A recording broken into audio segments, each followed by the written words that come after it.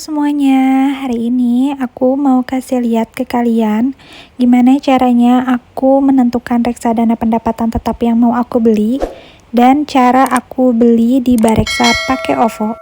Nah, biasanya aku tentuin dulu manajer investasinya, karena manajer investasilah yang akan mengelola uang yang sudah kita investasikan. Biasanya aku tentuin dari top 20 manajer investasi dengan AUM terbesar. AUM adalah Assets Under Management atau dana kelolaan.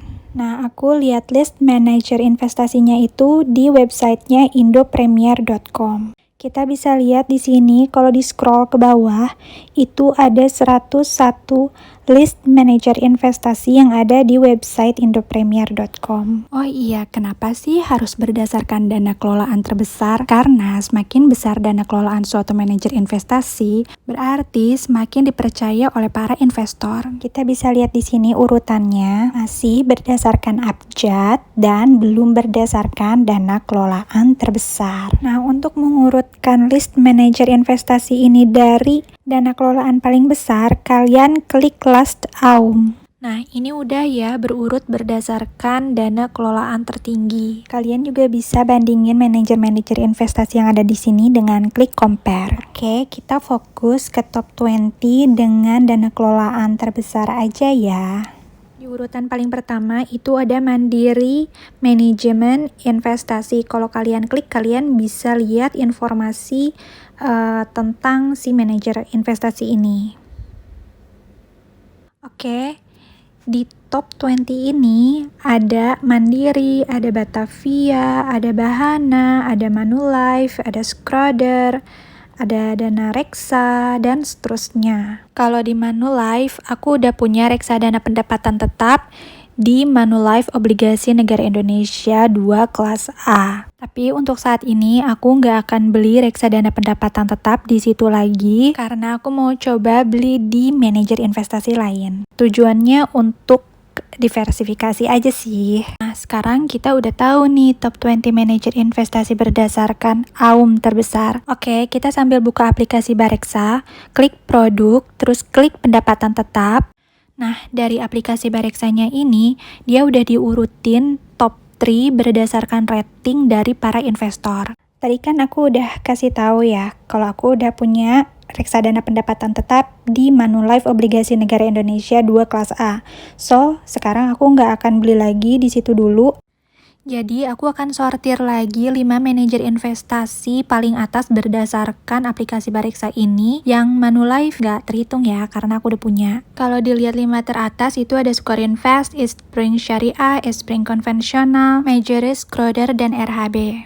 Nah, dari list manajer investasi yang tadi aku sebut, aku sortir lagi nih yang masuk ke dalam top 20 manajer investasi yang ada di web indopremier.com tadi yang mana aja. Kalau aku lihat sih yang Majoris dan RHB itu nggak termasuk top 20 ya, jadi kayaknya kita skip aja. Berarti sekarang tinggal ada Schroder or Schroder, I don't know how to pronounce it, terus Eastspring dan Scorinvest. Kemudian kita persempit lagi nih berdasarkan dana kelolaan yang paling besar. Kalau kita bandingin di antara Scorinvest, Eastspring, dan Schroder, itu Eastspring paling kecil ya dana kelolaannya, so langsung aja kita skip. Jadi sekarang kita tinggal punya 2 pilihan, Schroder atau Scorinvest. Kalau dilihat dari dana kelolaan, Schroder emang jauh lebih besar, yaitu 2,3 triliun. Sedangkan Scorinvest itu dia 500 miliar.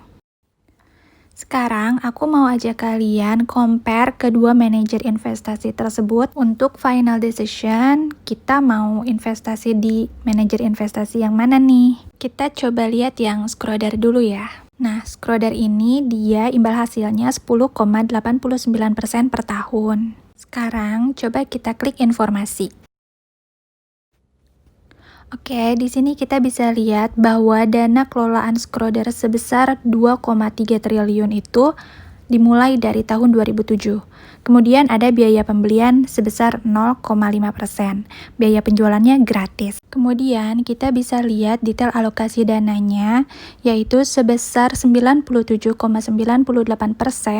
ada di obligasi dan sisanya ada di pasar uang. Dan lebih rinci lagi, sebagian besar alokasi dananya itu ada di obligasi pemerintah. Untuk informasi yang lebih rinci lagi, kalian bisa klik fun fact sheet. Di sini kalian bisa lihat lebih detail lagi. Kalian bisa lihat unit penyertaan yang ditawarkan, biaya pembelian, biaya penjualan, biaya manajer investasi, bank kustodian, dan lain-lain. Di sini kalian juga bisa lihat kinerja investasi, komposisi aset, dan alokasi dana. Pokoknya ini informasi lengkap tentang produksi manajer investasi. Oke, kita close untuk Schroder. Sekarang aku mau lihat yang SukarinVest. Oke, langsung aja kita klik. Nah, SukarinVest ini imbal hasil per tahunnya itu 16,9%, yang mana jauh lebih besar daripada Schroder ya. Kemudian kita lihat informasinya. Nah, tadi kan kita lihat dana kelolaan SukarinVest itu 500 miliar kan, tapi di sini tanggal peluncurannya itu dari tahun 2016, yang mana dalam jangka waktu 4 tahun udah dapat dana kelolaan 500 miliar, cukup banyak juga ya. Biaya pembeliannya pun gratis. Oke, kita langsung aja ke fun fact sheet. Nah, kita bisa lihat di sini alokasi dana terbesar di SukarinVest Bond Fund ini ada di obligasi pemerintah dan BUMN sebesar 99,55%. Kemudian sisanya ada di obligasi korporasi dan pasar uang.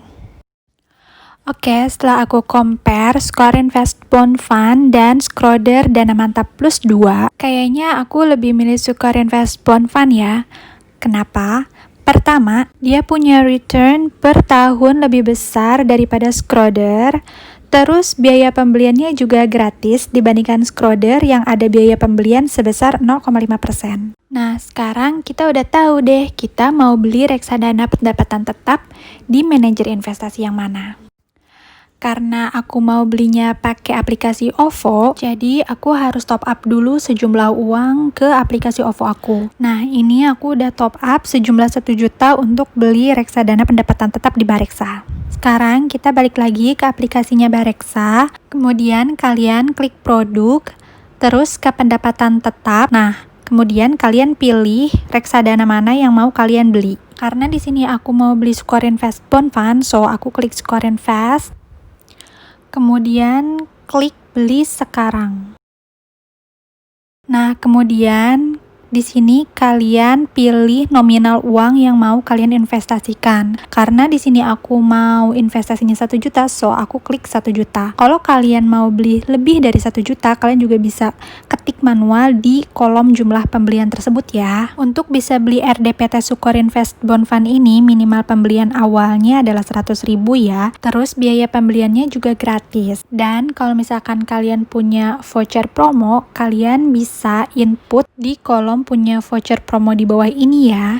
Biasanya Bareksa suka kasih cashback di tanggal 25 akhir bulan sampai tanggal 6 awal bulan. Nah, kalian bisa beli di tanggal itu tuh, biar dapat cashback, tapi harus pakai OVO ya. Sebelum order, kalian harus klik kolom kotak yang ada di bawah sebelah kiri menandakan bahwa kalian memahami risiko atas keputusan investasi yang kalian buat. Oke, di sini ada informasi bahwa transaksi yang dilakukan sebelum jam 1 siang akan mengikuti harga unit pada hari pembayaran. Tapi kalau kalian transaksinya lebih dari jam 1 siang, harga unit akan mengikuti pada hari berikutnya. Kalau kalian sudah paham, kalian bisa langsung klik saya mengerti. Nah, kemudian di sini ada perkiraan jumlah unit yang akan aku dapat kalau aku bayar sebelum jam 1 siang hari ini ya. Nah, karena aku belinya pakai OVO, aku akan klik OVO dan klik bayar sekarang. Oke, kemudian di sini ada arahan untuk input nomor handphone kalian.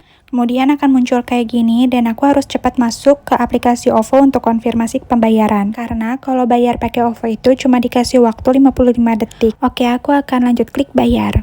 lalu masukin PIN dan selesai. Proses pembelian RDPT aku di Bareksa menggunakan aplikasi OVO sudah berhasil. Kemudian di sini aku akan klik lihat detail transaksi.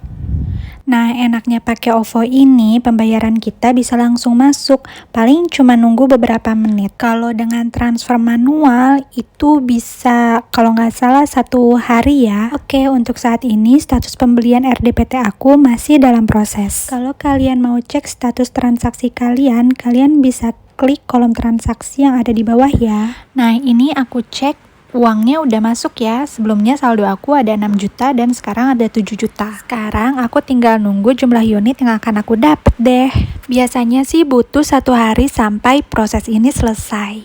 Oh iya, by the way, aku mau kasih tahu kalau aku bukan expert ya, aku pun baru banget belajar. Aku baru mulai investasiku di reksadana mulai dari November 2020 kemarin. Jadi kalau misalkan ada informasi dariku yang salah, tolong dikoreksi di kolom komentar ya. Oke, lanjut, sekarang aku mau cek apakah jumlah unit yang aku dapat udah muncul atau belum. Nah, kalau udah kayak gini berarti proses jumlah unitnya sudah selesai. Wah, baru juga beli nih, langsung minus 0,10%. Tapi nggak apa-apa, karena aku akan hold RDPT ku ini mungkin untuk 3-5 tahun ke depan. RDPT ini cocok untuk kalian yang mungkin kurang lebih 3 tahun lagi mau renovasi rumah atau mau ganti gadget. Pokoknya untuk tujuan investasi yang paling enggak mau dicapai 2-3 tahun ke depan. Jangan lupa juga untuk tahu profil resiko kalian ya, karena itu penting untuk menentukan komposisi nilai investasi kalian. Contohnya kayak aku nih, profil resiko aku adalah moderat. Jadi disarankan untuk profil resiko moderat itu disarankan paling banyak investasi di obligasi, kemudian saham, dan komposisi yang paling kecil adalah di reksadana pasar uang. Oke, jadi itulah cara aku menentukan reksadana pendapatan tetap yang mau aku beli. Cara ini bisa kalian aplikasikan untuk kalian yang menggunakan bibit atau menggunakan aplikasi lainnya. So, semoga informasi dari aku bermanfaat ya. Untuk kalian yang baru mau mulai investasi, coba dulu aja, bisa mulai dari Rp10.000 kok. Reksadana ini cocok banget untuk investor pemula loh. Yuk mulai berinvestasi. So, segitu aja video dari aku. Sekali lagi, semoga bermanfaat ya. And thank you for watching.